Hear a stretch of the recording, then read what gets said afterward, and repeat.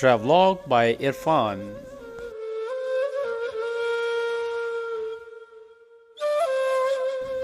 Sorry سلطنت کے عروج و زوال کی کہانی ڈاکٹر عرفان کی زبانی.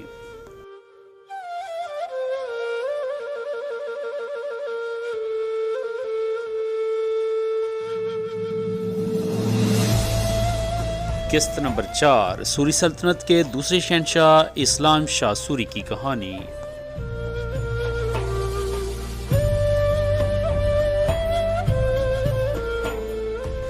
ویڈیو اچھی لگے تو لائک کیجئے، شیئر کیجئے، اگر آپ نئے ہیں تو چینل کو سبسکرائب کیجئے.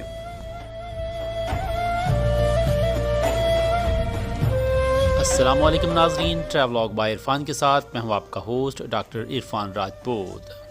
قسط نمبر 4 سوری سلطنت کے عروج و زوال کی کہانی ڈاکٹر عرفان کی زبانی.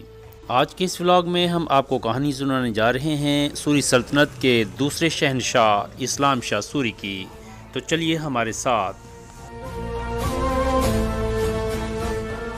جس وقت شیر شاہ سوری کی وفات ہوئی تو اس کے دونوں بیٹے اس کے پاس موجود نہیں تھے. اس کا بڑا بیٹا اور ولی عہد عادل خان رنتھم پور میں موجود تھا، جبکہ چھوٹا بیٹا جلال خان قصبہ رواں میں. دونوں بیٹوں کو شیر شاہ سوری کی شہادت کی خبر بھیج دی گئی اور جلال خان چونکہ کم فاصلے پر تھا تو وہ فوراً پہنچ گیا. عمران نے مشورہ کیا کہ تخت خالی چھوڑنا مناسب نہیں، لہٰذا انہوں نے عادل خان کا انتظار کرنے کی بجائے چھوٹے بیٹے جلال خان کو ہی کلنجر کے قلعہ میں تخت نشین کر دیا، اور اس طرح سے جلال خان اسلام شاہ سوری کے نام سے تخت نشین ہو گیا. اور پھر وہی ہوا جو ایک قابل شخص کے بعد نااہل حکمران ریاست کو ملنے کے بعد ہوتا ہے. اسلام شاہ نے تخت نشین ہوتے ہی سب سے پہلے کالنجر کے راجہ کو قید سے نکالا اور قتل کر دیا، اور پھر فوج میں انعامات تقسیم کیے اور اپنے والد کے بنائے گئے قوانین میں ترامیم کر دی اور بعض کو تو بالکل منسوخ کر دیا. اس طرح سے اس نے سارے نظام حکومت کو بدل کر رکھ دیا، جسے اس کے باپ شیر شاہ سوری نے صرف 5 سال میں مکمل کیا، جو حکومتیں صدیوں میں بھی نہیں بنا سکتی تھی. جب اسلام شاہ شہزادہ تھا تو اس کے پاس کل 6000 فوجی تھے. جب وہ تخت نشین ہوا تو اس نے ان تمام کو اعلیٰ عہدوں پر فائز کر دیا اور بہت سے مال و دولت سے نوازا، جس سے شیر شاہ سوری کی دوسری افواج اور سرداروں میں غم و غصہ کی لہر دوڑ گئی اور وہ اسلام شاہ کے خلاف ہو گئے. اور اس کے بعد اسلام شاہ نے کالنجر کے قلعہ سے کوچ کیا اور آگرہ آ گیا. یہاں پہنچ کر اس نے اپنے بڑے بھائی عادل خان کو آگرہ میں طلب کیا تاکہ اس کو قید کر سکے، لیکن عادل خان بہت ہی سمجھدار آدمی تھا، لہٰذا وہ ایک بہت بڑے لشکر کے ساتھ آگرہ پہنچا. جب اسلام شاہ نے اتنا بڑا لشکر دیکھا تو اس کو گرفتار کرنے کی جرت نہ ہوئی، اور بالآخر عادل خان کو بیانہ میں جاگیر عطا کر کے رخصت کر دیا. عمرہ سلطنت کے بارے میں اسلام شاہ کو بد اعتمادی تھی کہ وہ اس کے بڑے بھائی عادل خان سے ملے ہوئے ہیں، اور اکثر چونکہ اس کے والد شیر شاہ کے زمانے سے تھے، اس وجہ سے وہ ان کو پسند نہیں کرتا تھا.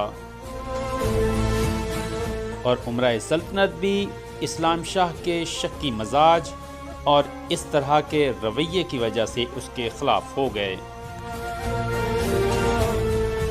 اسلام شاہ نے بہت سے امراء کو صرف شک کی بنا پر ہی قتل کروا دیا، حتیٰ کہ اپنے سالے کو بھی قتل کروانے کی کوشش کی، لیکن اس کی بیوی نے اس کو بچا لیا. تو اسلام شاہ نے اپنی بیوی کو کہا کہ اگر اس کو موقع ملا تو یہ تمہارے بیٹے کو قتل کروا دے گا.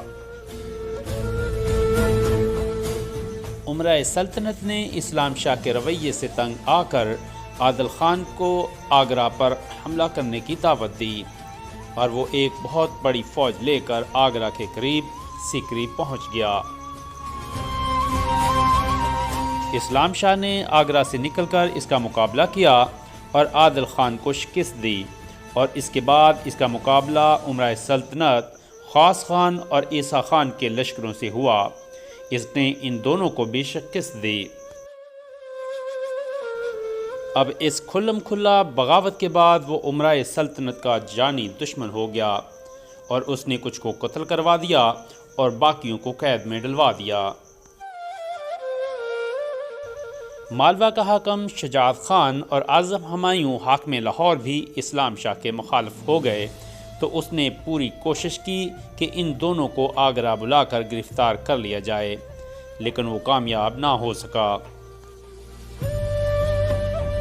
اور پھر ایک دن اسلام شاہ کو اطلاع ملی کہ خواص خان اور اعظم ہمایوں لاہور میں دوسرے امراء کے ساتھ مل کر اس پر حملہ کی تیاری کر رہے ہیں، تو اس نے ایک بہت بڑا لشکر تیار کیا اور لاہور کی جانب چل دیا۔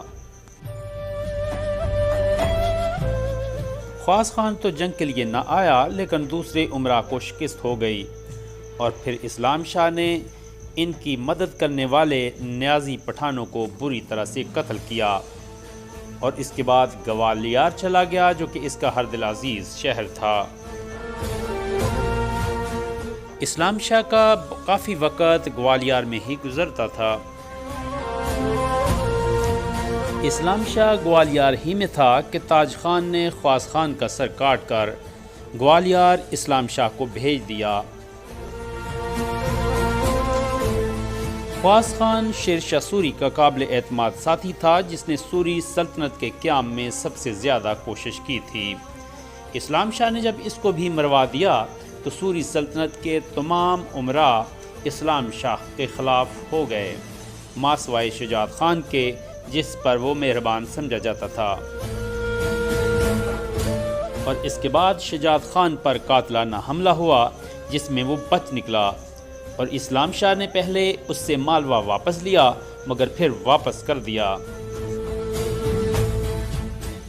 دوسری طرف اعظم ہمایوں نے پنجاب میں بغاوت کر دی، لیکن اسلام شاہ نے اس بغاوت کو بھی کچل دیا اور نیازی پٹھانوں کا قتل عام کیا، جس کی وجہ سے انہوں نے اسلام شاہ کو قتل کرنے کی بھی کوشش کی، لیکن ناکامی پر اس نے نیازیوں کو مکمل طور پر کچل کر رکھ دیا کہ وہ دوبارہ سر نہ اٹھا سکے۔ دوسری طرف مغل شہنشاہ ہمایوں، جس سے اس کے باپ نے سلطنت چھینی تھی، وہ بھی طاقت حاصل کر چکا تھا، اور اس نے کابل میں اپنے بھائی کامران مرزا کو شکست دی اور کابل میں اپنی حکومت قائم کر لی۔ کامران مرزا کابل سے بھاگا اور اسلام شاہ کے پاس مدد کے لیے پہنچا، لیکن اس نے الٹا اس کو ہی نظر بند کر دیا۔ جب کامران مرزا کو یقین ہو گیا کہ اس کی جان بھی جا سکتی ہے، تو ایک رات وہ برقع پہن کر فرار ہو گیا۔ کامران مرزا کے فرار کے بعد اسلام شاہ کو خبر ملی کہ ہمایوں لشکر لے کر ہندوستان کے لیے روانہ ہوا ہے، تو اسلام شاہ بھی لشکر لے کر مقابلے کے لیے روانہ ہوا، لیکن بعد میں خبر آئی کہ ہمایوں اٹک تک آنے کے بعد واپس کابل لوٹ گیا ہے، اور اس کے بعد اسلام شاہ بھی واپس اپنے لشکر کے ساتھ آ گیا۔ اسلام شاہ ایک اچھا سپاہی تو تھا، لیکن ایک اچھا سیاستدان بالکل بھی نہیں تھا۔ یہی وجہ ہے کہ اتنی مخالفت کے باوجود وہ کافی سال حکومت کر گیا۔ اس نے ملنے والی طاقت کو اپنے ہی پٹھان سرداروں کو کچلنے میں صرف کر دیا اور ہر ایک کو اپنا دشمن بنا لیا۔ اگر وہ اچھا سیاستدان بھی ہوتا تو جس طرح کی عظیم بنیادوں پر کھڑی سلطنت شیر شاہ سوری نے اس کو دی تھی تو وہ صدیوں قائم رہتی۔ اسی خانہ جنگی اور بغاوتوں کو کچلنے میں اس کی زندگی تمام ہو گئی، اور 22 نومبر سن 1554 کو وہ 47 سال کی عمر میں فوت ہو گیا۔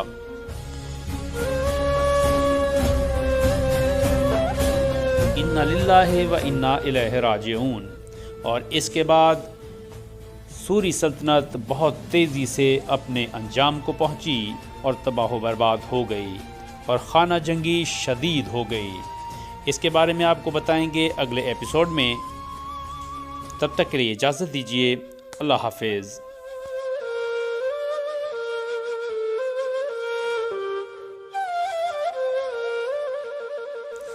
ناظرین، ویڈیو اچھی لگے تو لائک کیجئے، شیئر کیجئے، اگر آپ نئے ہیں تو چینل کو سبسکرائب کیجئے۔ ملتے ہیں نئے ولاگ کے ساتھ، تب تک کے لیے اجازت دیجیے، اللہ حافظ۔